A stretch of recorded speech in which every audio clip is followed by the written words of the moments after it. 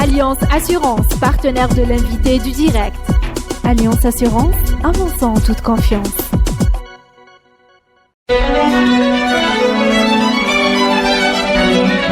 Pour bien s'entendre, il faut bien s'écouter. Rendez-vous sur M, la petite radio du Grand Maghreb. Amis auditeurs de Radio M, bonjour. L'invité du direct a le plaisir d'accueillir aujourd'hui Sadr Fnadji, consultant en économie et membre fondateur de Nebni. J'ai fini par dire membre fondateur, tu vois, Sadr. Non, je suis pas membre fondateur. Membre de Nebni. Membre de Nebni. Ça porte malheur. Absolument. Ça porte malheur, on est d'accord. Alors, vous avez, Nebni, une fois de plus, nous avez gratifié d'un papier, d'une intervention, oui. bien estampillé Nebni avec une comparaison, un benchmark entre plusieurs expériences de transition dans le monde. Alors, il y a 8 transitions qui ont été choisies. Je vais les citer. Brésil, Chili, Espagne, Indonésie, Mexique, Pologne, Philippines et Tunisie. Une seule expérience dans notre zone géographique et culturelle. Pourquoi ce choix, Sadr? Alors, le choix, il a été porté d'abord sur des transitions dites réussies ou concluantes. Donc, on a souhaité savoir pourquoi elles ont réussi ou pourquoi elles ont été concluantes, ou en tout cas pourquoi elles n'ont pas échoué. Et aussi, on souhaitait qu'il y ait des transitions emblématiques, que ce soit des transitions connues.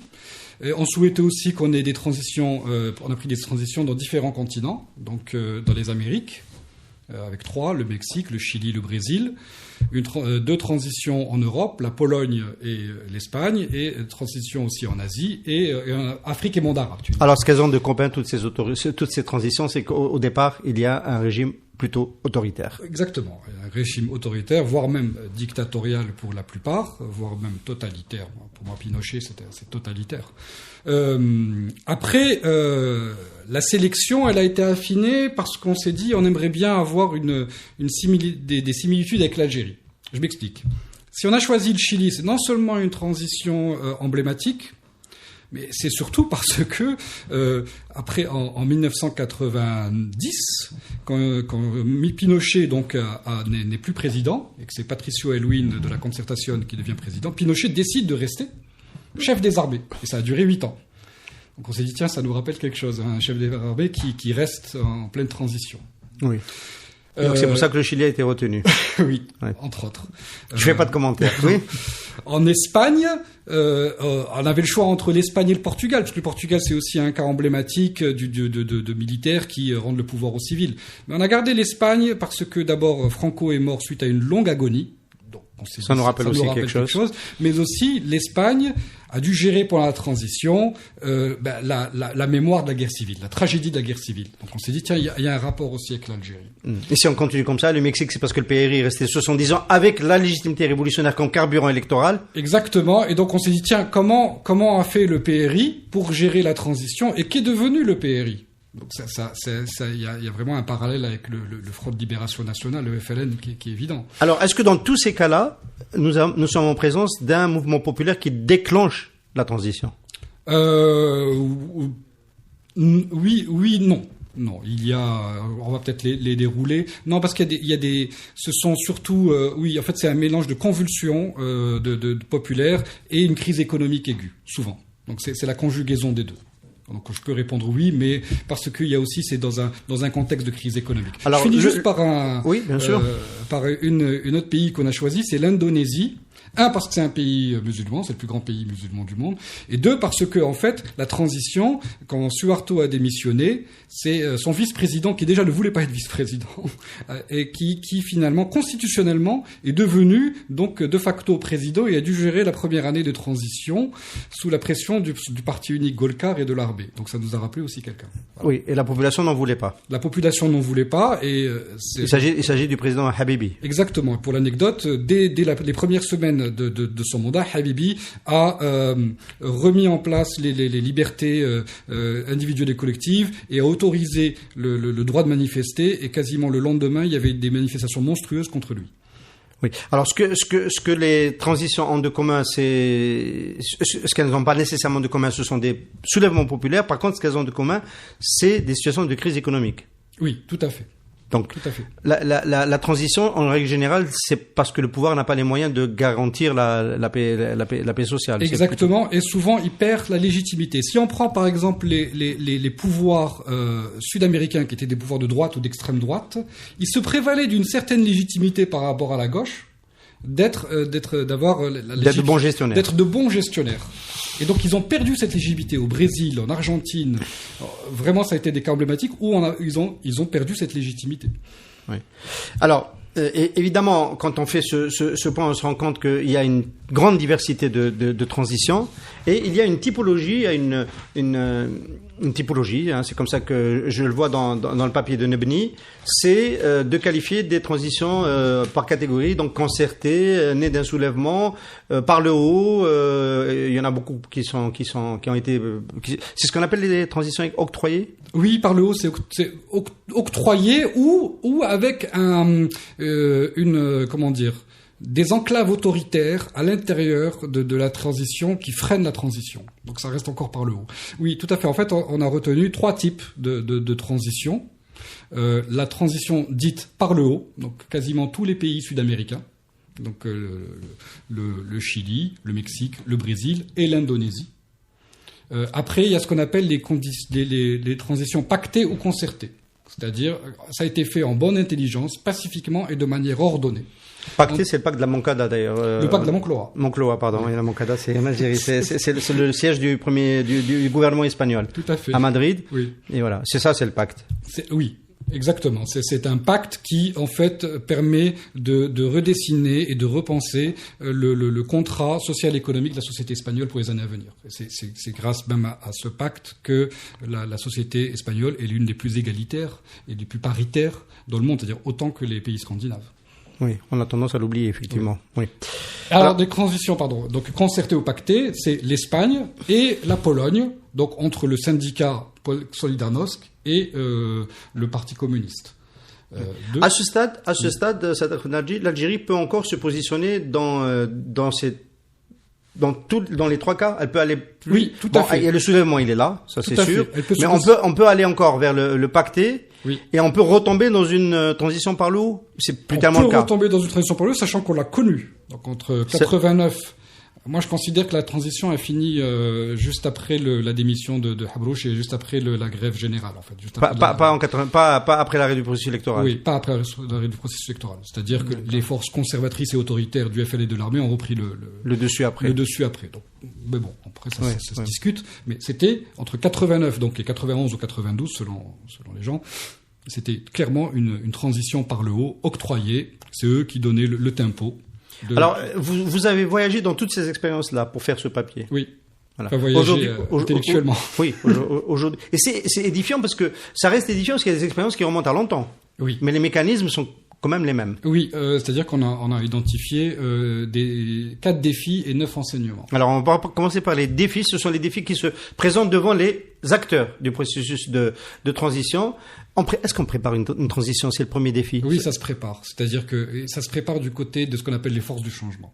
C'est-à-dire qu'elles doivent se structurer. Elles doivent s'organiser et surtout, elles doivent construire leur discours non pas sur le dégagisme. Oui, il y a du dégagisme, mais sur une vision de l'avenir. Elles doivent... Alors j'ai envie de dire, pour rester sur les pactes, mais celui-là pas entre le pouvoir et l'opposition, mais à l'intérieur de l'opposition, oui. La plateforme du Mazafran, c'est une forme de préparation de la transition. C'était une forme de préparation de la transition. Alors, après, bon, ils se sont divisés probablement, sûrement même. Mais oui, c'était une forme de préparation de la transition. Mais en fait, le problème qu'on a en Algérie, c'est qu'il n'y a pas encore de force réellement structurante qui permet de canaliser le Hirak et de se permettre de revendiquer ses aspirations. On va en parler tout au long du déroulé. Oui. Les 3 autres défis qui attendent des acteurs d'une transition. Oui, il y a ce qu'on appelle démanteler le système et ses pratiques. Clairement, c'est donc de mettre des espaces de dialogue avec le régime en place quand il ne s'est pas effondré. En fait, ce qu'on se rend compte, c'est que si les forces démocratiques se structurent et représentent un bloc monolithe, de l'autre côté, en face, ça s'effrite assez vite. Par contre, si on est désorganisé, le régime en profite. Et donc ce deuxième défi qui est démanteler le système et ses pratiques tout en maintenant le fonctionnement de l'État. Ça c'est très très important. Parce que sinon... En fait, il s'enchevêtre avec le 3e défi qui est en fait de gérer le transfert du pouvoir, en fait, et donc d'appliquer la feuille de route des forces du changement. Clairement, pour moi, la Tunisie, elle en est là, quoi. Elle est dans ce entre le troisième et quatrième elle est défi. Entre le troisième et quatrième, parce que transférer le pouvoir, ça c'est plus ou moins fait. Oui. En fait, il s'agit surtout maintenant d'institutionnaliser la pratique de la démocratie. Exactement. Et c'est le quatrième défi, ce qu'on a appelé ancrer ou stabiliser la démocratie naissante. Déjà, il faut éviter que les gens déchantent. Donc, et se dire que la démocratie peut apporter des jours meilleurs. Donc c'est vigilance, mobilisation, mais aussi des réformes économiques clairement engagées. On va voir tout à l'heure que très souvent les gens déchantent à cause de fortes attentes à cause des attentes. D'ailleurs, est-ce que c'est pour ça, je pose la question tout de suite, oui, que tous les chefs d'État ou chefs de gouvernement qui ont assuré le premier mandat de la transition n'ont pas pu aller au-delà? Je te remercie d'avoir fait cette remarque. Alors, c'est assez spectaculaire. C'est juste factuel. On a là Sarney pour le Brésil, Aylwin pour le Chili, Suarez en Espagne qui a fait qu'un mandat. Alors pour la plupart, c'est constitutionnel. C'est-à-dire que l'unicité du mandat était constitutionnalisée. Enfin, il y en a beaucoup qui ont été battus. Il y en a qui ont été battus. Ils ont été battus parce que ils ont mené des politiques impopulaires. Donc ça, c'est un avis qu'on va lancer à ceux qui se préparent pour être président candidat présidentiel. Vous n'allez pas faire plus d'un mandat. Voilà, si vous nourrissez des ambitions pour d'autres mandats, ça va être compliqué. Ouais. À moins d'avoir une politique populiste. Je disais tout à l'heure, l'exemple le plus dramatique dans ce cas de figure, c'est celui de Morsi, qui a même pas pu aller au bout de son premier mandat. Tout à fait, ouais. Exactement. Donc ça aussi, c'est un trait commun des transitions. Très difficile à gouverner. Très difficile à gouverner. Moi, j'aime bien cette notion de mandat unique, c'est-à-dire que l'un de mes souhaits, ce serait que quand on gérera la transition, le pouvoir de la transitionnelle s'engagera à ne faire qu'un mandat. Il faut que ça soit acté dans la Constitution, ça. Ou ça peut être une promesse. Qui sera tenue. Oui. En fait, si on ne tient pas sa promesse, on se défait tout seul électoralement. Alors, on va pas pouvoir dérouler les 9 enseignements que le papier donc de Nebni nous propose à partir de la comparaison de 8 cas de transition dans le monde, mais on va en évoquer quelques-unes. La première, c'est celle qui est la plus frappante. Avancer graduellement. Est-ce qu'on réussit mieux sa transition quand on avance graduellement? Oui, d'abord, je pense pas qu'on puisse... si vous considérez que le régime est en place et le système est en place est une montagne à gravir, vous le faites pas d'un bond. Vous posez les jalons et vous y allez pas à pas. Donc, certains pays... Alors, pourquoi j'ai l'air d'être un peu circonspect en posant cette question? C'est parce qu'on a toujours peur du thermidor, entre guillemets, pour référence à la Révolution française, de la contre-révolution. On a peur de ne pas aller suffisamment vite et de donner le temps au système de se régénérer et de contre-attaquer. Oui, là, ce qui arrive souvent. Oui, mais ça veut dire que vous allez vers le deuxième enseignement qui est de bâtir la coalition la plus large possible. En faveur du changement démocratique. En faveur du changement démocratique. Et donc, si je saute rapidement à cet enseignement, le cas le plus frappant, c'est le Chili, donc avec ce qu'on appelle la concertation. Donc, c'est une alliance qui va du centre droit au centre gauche, avec des gens qui se détestaient, qui se haïssaient. C'est-à-dire qu'on avait le centre droit qui accusait le centre gauche d'avoir été aliéné, donc, et pour eux d'être pro-marxiste, d'avoir voulu faire basculer le Chili vers une société socialiste, vers un pays socialiste. Et de l'autre côté, on avait le centre-gauche qui accusait le centre droit d'être complice de Pinochet et de toutes ces exactions. Donc pour faire parler ces gens-là, ça a nécessité des milliers d'heures de réunions, fin des années 70, donc pendant les années 80, des milliers de kilomètres parcourus pour aller voir les syndicats, les mouvements sociaux, les associations de droits de l'homme, pour s'entendre sur un point commun, sur un objectif commun qui était de faire tomber Pinochet et son régime. Oui. Donc il faut passer outre cette division et faire des compromis. Les Tunisiens l'ont fait aussi. Oui. Alors, c'est ça qui fait qu'il faut avancer graduellement. C'est ça qui fait il y a d'autres. C'est ça qui, oui, mais il y a un autre facteur, c'est que les Chiliens, tout comme les Brésiliens, ou tout comme même les Mexicains, ont ce qu'on appelle composé avec le cadre constitutionnel. Donc, ils n'ont pas accepté de gaieté de cœur, mais ce cadre-là, et même les enclaves autoritaires qui sont restés, ils les ont défaits petit à petit, à coup d'élection, mais surtout à coup de mobilisation. C'est-à-dire qu'on dialogue avec eux, mais tout ce qui est non négociable, et s'il est refusé par le pouvoir en place, donc c'est bien ce qu'on appelle des transitions par le haut concerté, c'est-à-dire que le pouvoir est resté, ne s'est pas effondré. Donc on est obligé de composer. Qu'est-ce que je voulais dire? Sadr Fnadji, est-ce que c'était quelque chose de pensé? On peut se mettre dans la tête des démocrates chiliens, des démocrates brésiliens face à des dictatures violentes, brutales. Oui. Prendre le temps de négocier, bon, le rapport de force n'est pas totalement en faveur du changement parce que on n'est pas en présence de grands mouvements de mobilisation populaire, même si il y en a eu quelques-uns au Brésil et ailleurs, mais comparé à l'Algérie, parce qu'on a toujours en tête l'Algérie, c'est pas du même niveau. Prendre le temps de négocier, est-ce que c'est penser à l'avance, dire on prend le temps et on va déconstruire le système autoritaire sur plusieurs années? Est-ce que c'est quelque chose qui peut être pensé à l'avance? De nos lectures, hein. Pour le Chili, on avait vraiment l'impression que c'est quelque chose qui a été théorisé. C'est-à-dire démanteler un par un ces enclaves autoritaires malgré le cadre institutionnel qui a été imposé par l'armée. Les lignes rouges à ne pas dépasser, etc. L'autre cas d'école, c'est ce qui est incroyable, c'est la Pologne. C'est-à-dire que Solidarnosc a dialogué avec le pouvoir dans le cadre de ce qu'on appelle la table ronde. Donc c'était 3 commissions. Première élection. On a laissé des places au couple. Et le Parti communiste leur a imposé ce qu'on appelle des élections partiellement libres. C'est ça. C'est-à-dire que 35% des sièges de l'Assemblée étaient à la libre concurrence. Mais par contre, ce qu'ils avaient oublié, c'est que la Chambre haute, c'était libre. Et Solidarnosc a remporté quasiment tous les sièges qui lui étaient...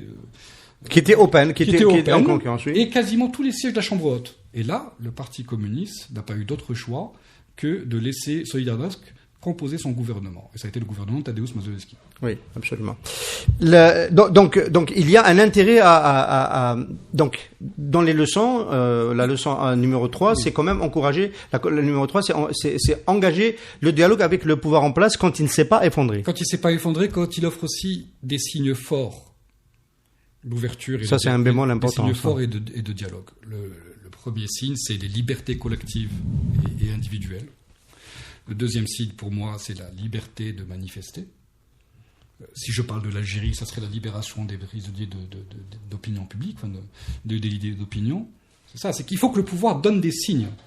Et fasse des compromis. Et à partir de là, les forces démocratiques, qui, bien que structurées, ayant un rapport de force, donnent aussi des compromis. Je cite par exemple le cas de l'Espagne, avec le Parti communiste. Il faut savoir que l'armée en Espagne était viscéralement contre la légalisation du Parti communiste. Ça s'est fait en catimini entre Juan Carlos et Adolfo Suárez un week-end de Pâques, et qu'ils ont demandé à Santiago Carrillo, si tu embrasses le drapeau espagnol, franquiste, à la place du drapeau républicain, nous te légalisons. Et Santiago Carrillo a dit, ok, je reconnais le drapeau royaliste, franquiste, espagnol. Et c'est comme ça qu'ils ont été légalisés, et c'est comme ça que Santiago Carrillo a obtenu ce compromis, et le Juan Ordóñez, qui est devenu aussi un des géants de la transition démocratique espagnole, au même titre que Felipe González et Adolfo Suárez. Voilà le type de compromis qu'on peut avoir. Extrêmement intéressant. Alors, le dialogue, c'est une vraie question. Alors, est-ce que ça s'est passé comme ça? Est-ce que les vertus du dialogue ont été aussi bénéfiques ailleurs? Parce que on peut fracasser un petit peu un mouvement. Le point précédent, c'est la convergence des forces démocratiques. On peut, dans les forces démocratiques, ne pas être d'accord sur jusqu'où aller dans le dialogue, avec qui dialoguer, etc. C'est assez clivant le dialogue. Dans les désaccords, moi je pense à la Tunisie, c'est-à-dire que les forces démocratiques et Ennahda signent une charte pour un État civil, pour l'islam, religion de Tunisie, mais non pas religion d'État. Et l'islam et la religion qui n'est pas source de loi, et la parité. Et à un moment, souvent, Ennahda sort de la charte, et les autres partis prennent à témoin et leur disent, mais attendez, vous avez signé ça. Donc ce qui est important, même si on est désaccord, c'est qu'à un moment, la base de tout, c'est la charte que l'on signe entre nous. Oui. Donc le premier des dialogues, en fait, c'est le dialogue à l'intérieur des forces du changement. Exactement. C'est le premier des dialogues. Exactement. C'est être soudé, c'est se structurer à base de compromis. Et tout le monde doit faire des compromis. En fait, le bon compromis, c'est que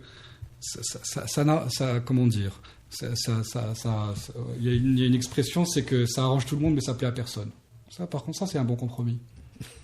Alors, il y a dans ces expériences-là aussi quelque chose qui nous interpelle beaucoup. Est-ce que toutes ces expériences de transition ont été obligées de changer fondamentalement le texte constitutionnel? Non.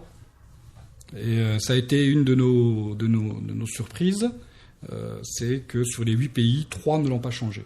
Ce qui est incroyable, c'est que le Chili ne l'a pas changé. C'est-à-dire qu'au Chili, on continue avec la constitution de 1980 de Pinochet.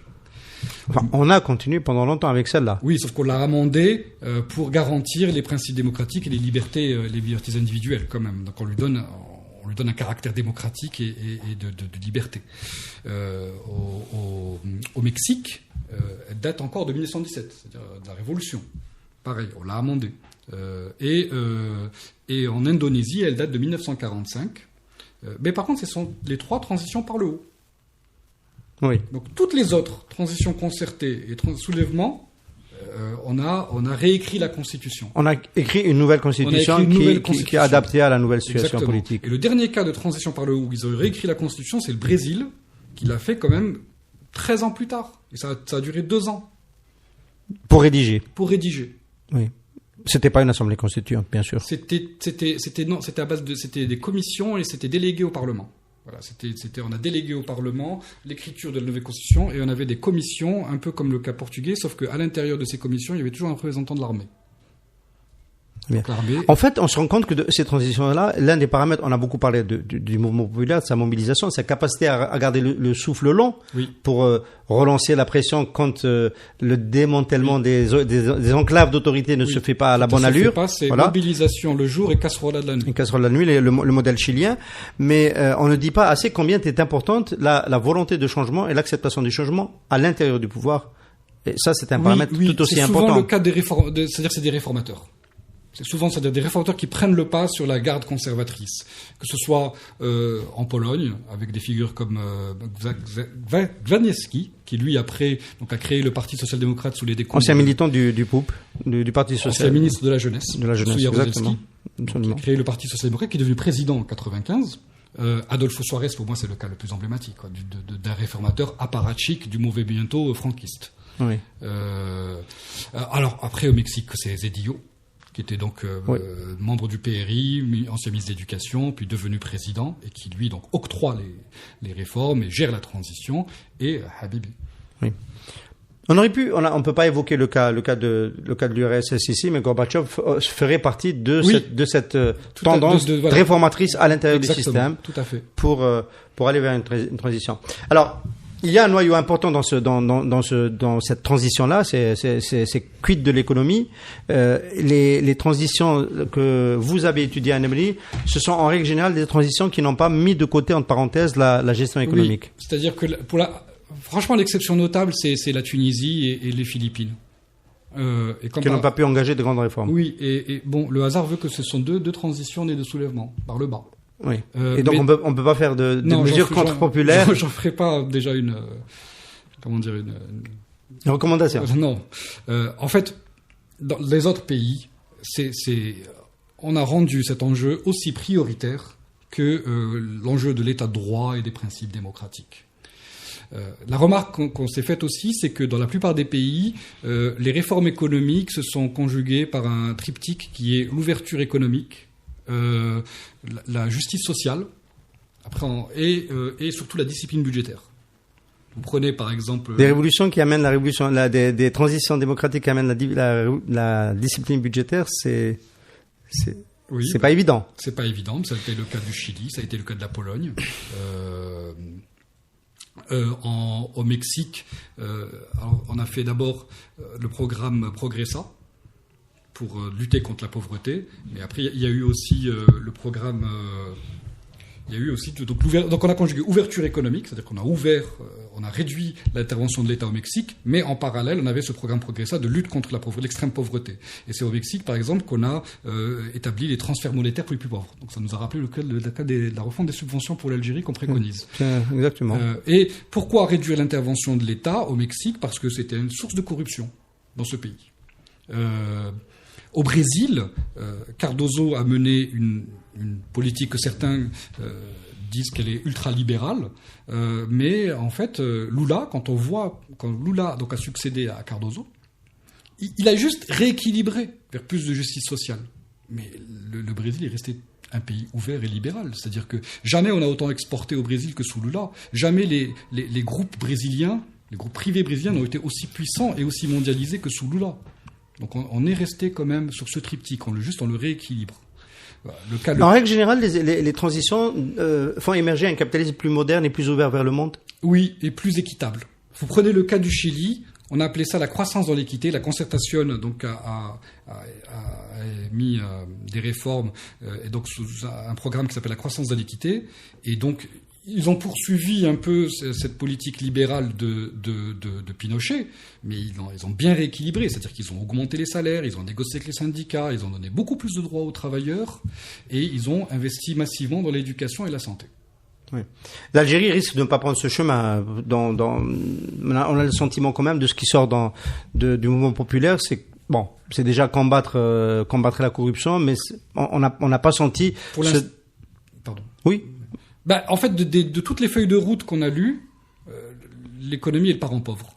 Il y a toujours un terme qui revient assez souvent, c'est gérer les affaires courantes. Et ça, c'est un peu. C'est pas ce qu'il faut faire. C'est inquiétant. Très bien, on va pas pouvoir aller, malheureusement, il y a beaucoup de choses intéressantes encore à tirer de ces comparaisons. Vous travaillez à Nebni sur d'autres chantiers, notamment les chantiers de la refondation. Vous avez tout mis entre parenthèses de ce que vous faisiez avant le 22 février. Oui. Et depuis le 22 février, vous nous gratifiez d'une démarche pour refonder les instruments de la liberté, de la dignité que les Algériens veulent recouvrir. Oui. On peut en dire un mot? Rapidement, donc en fait, oui, c'est vrai, on a gelé nos travaux à partir du 22 février pour contribuer à la dynamique citoyenne. Donc on a lancé un cycle de propositions qui s'appelle les chantiers de la refondation, qui vise en fait à la participation à la construction des fondamentaux qui mènent au respect des libertés démocratiques. Alors, et comme évidemment, vous avez mis la transparence sur les comptes de la nation en premier. Tout à fait. Ça, c'est très Nebni, ça. Oui, on a 6 thématiques. Donc c'est la transparence de l'État, de la transparence de l'État et le droit de regard citoyen. Donc ça a été le premier article qui s'appelait Halte à l'opacité et à la prédation. La deuxième thématique c'est libertés individuelles et collectives. Le troisième c'est contre-pouvoir citoyen et droit d'initiative populaire. Le quatrième c'est la refonte du processus électoral et la surveillance citoyenne. Et on a fait un article qui s'appelait Est le vote, ou rendre les urnes au peuple. Le cinquième, c'était l'indépendance de la justice et la confiance aux institutions. Et le sixième, c'est les conditions de transition réussies. Et là, c'est dans notre article sur la revue des transitions. Celui dont on vient de parler longuement. Je voulais m'arrêter quand même une minute sur le chantier de la transparence. C'est le premier que vous avez fait sortir. Est-ce qu'il a été repris dans les productions? Oui, il a été beaucoup repris. Oui, on en est très content. Oui. Mais le gouvernement Bedoui, lui, on n'a pas plus de transparence. Oui. Par exemple, vous demandez à la Banque d'Algérie de rendre compte de manière cyclique des décaissements. C'est bizarre. Mon réflexe, c'est quand vous me dites qu'il a été repris, pour moi, je pense déjà à la société civile et aux médias indépendants. C'est un bon réflexe. Nous ne faisons aucune illusion sur le fait que nos recommandations sont reprises par le gouvernement actuel. Oui. Ouais. Sur les libertés, il y a des raisons de s'inquiéter aujourd'hui. Vous dites quoi sur les libertés? En fait, c'est une proposition que l'on fait, qui est en fait de constitutionnaliser le rassemblement pacifique et la protection des droits de manifester. En fait, c'est c'est prévu dans la Constitution. Hein. Je sais, c'est articles 48 et 49, mais on a une recommandation, c'est pour la nouvelle Constitution ou pour les amendements constitutionnels, donc de revoir ces articles pour qu'ils soient beaucoup plus explicites et beaucoup plus engageants. Ce qui ne sont pas. Si je prends par exemple l'article 49 qui garantit qui garantit en théorie de manifester de façon pacifique, mais en fait cet article est soumis à une loi qui l'encadre et qui donne donc l'autorisation, enfin qui autorise les wilayas à soumettre à l'autorisation, mais surtout à interdire le droit à chacun de manifester. Oui. Et plus de 3 mois après, on en est au même point. Le droit de manifester est toujours contesté. Merci beaucoup, Sadr Fnarji. Merci beaucoup nous avoir aidé à nous éclairer sur ce qui s'est passé dans le monde dans les processus de transition. J'espère que ça va nous servir en Algérie pour faire partie du panel des transitions réussies dans les prochaines années. J'espère que ce sera un cas emblématique. Merci. Merci. Alliance Assurance, partenaire de l'invité du direct. Alliance Assurance, avançant en toute confiance.